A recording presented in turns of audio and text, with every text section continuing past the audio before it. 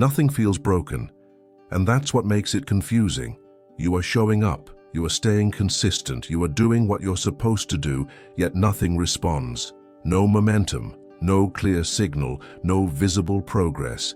This is the stage most people misinterpret. They assume something is wrong with them, that they missed a step, that they are behind. But stagnation does not always mean failure. Sometimes it means recalibration. Because growth does not move in straight lines. It moves in phases. And one of the most uncomfortable phases is the one where effort no longer produces feedback. You work, you wait, nothing happens. This silence feels personal, but it isn't. It's structural. When systems change, they don't announce themselves. They reorganize quietly. What feels like nothing happening is often everything rearranging. This is where most people panic. They rush decisions. They abandon processes.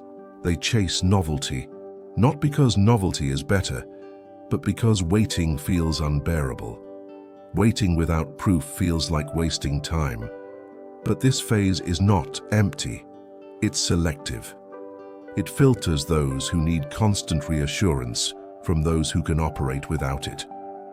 And the ability to operate without reassurance is a form of strength few people develop. Because modern culture trains reaction, not patience, noise, not depth, speed, not stability. So when things slow down, the mind searches for escape. But silence is not asking you to escape. It's asking you to listen, not to external voices, but to patterns.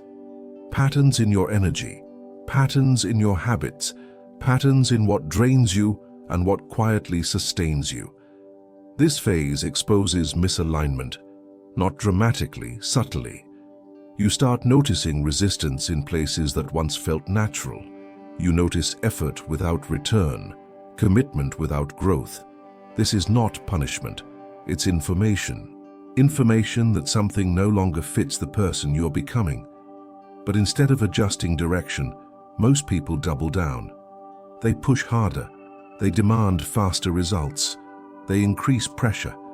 And pressure in the wrong direction only creates fatigue, not progress. That's why nothing seems to work. Because you are trying to extract results from a structure that has expired. This is where discipline evolves.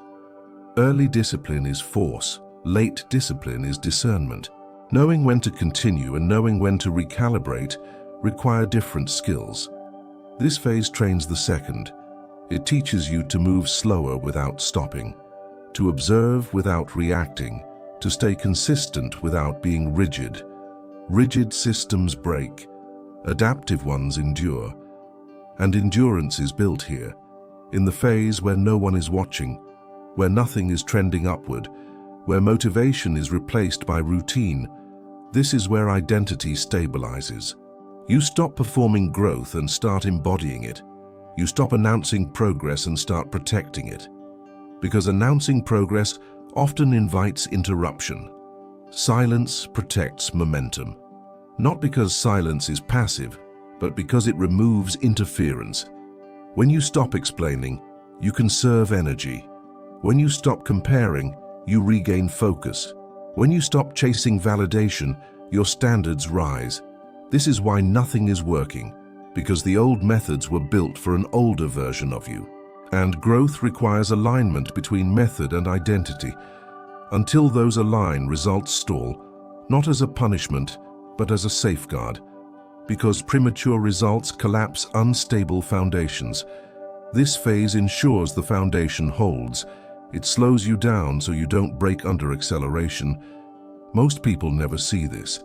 They quit right before the shift because they mistake quiet for failure and delay for denial.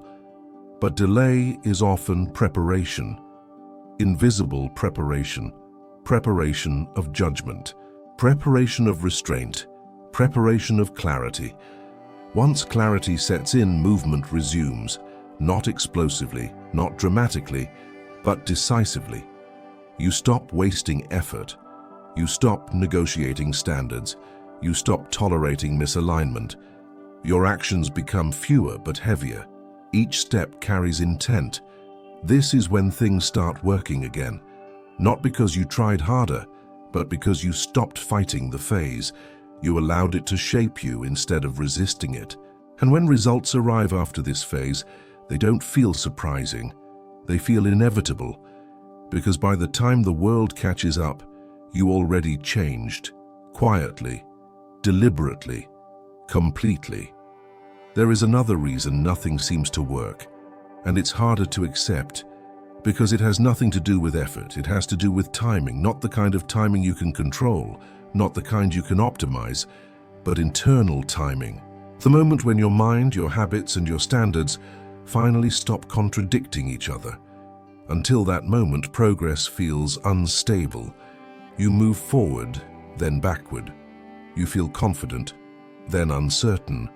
You commit, then hesitate. This back and forth is exhausting, but it serves a purpose. It exposes inconsistency, not to shame you, but to reveal where alignment is missing. Most people try to eliminate this tension by forcing confidence. They repeat affirmations. They consume motivation. They surround themselves with noise, but confidence built on noise collapses in silence. Real confidence survives quiet. It doesn't need reinforcement. It doesn't need witnesses. This is why silence feels uncomfortable, because it removes external scaffolding. What remains is raw structure, your habits, your decisions, your tolerance for delay. And delay is the ultimate test, because delay forces you to answer one question: will I continue even if nothing changes tomorrow? Most people answer no, not explicitly, but through distraction. They shift focus. They chase something new. They convince themselves the old path was wrong. Sometimes it was, but often it wasn't wrong. It was unfinished. This is where patience becomes active, not passive waiting, but steady continuation without emotional fluctuation. Active patience looks boring. It doesn't produce stories. It doesn't generate excitement, but it compounds quietly, and compounding is invisible until it isn't. This phase teaches restraint. Restraint from overcorrecting. Restraint from self-sabotage disguised as change. Restraint from abandoning standards under pressure. Because pressure reveals priorities, and when results are delayed, priorities become visible. You see what you are willing to protect and what you are willing to sacrifice. Many people sacrifice consistency to preserve comfort. They slow down when discomfort appears. They pause when doubt rises. They wait for certainty before acting. But certainty never arrives first. Action creates clarity. Clarity stabilizes direction. This phase reverses the order you were taught. Instead of motivation leading action, structure leads motivation. You act because it's time to act, not because you feel ready. This removes emotional negotiation. And once negotiation ends, energy returns. Not explosive energy, sustainable energy. The kind that doesn't burn out because it isn't fueled by urgency. Urgency fades, structure remains. This is why nothing is working, because urgency is losing power over you. And losing urgency feels like losing momentum, until you realize momentum built on urgency was never stable. What replaces it is quieter, routine, clarity, boundaries. You begin to say no faster. You disengage sooner. You stop investing energy where alignment is missing. This looks like stagnation from the outside. But internally something locks in. Standards stop fluctuating. Once standards stabilize, results have no choice but to follow, because consistency without internal conflict creates inevitability. And inevitability doesn't rush.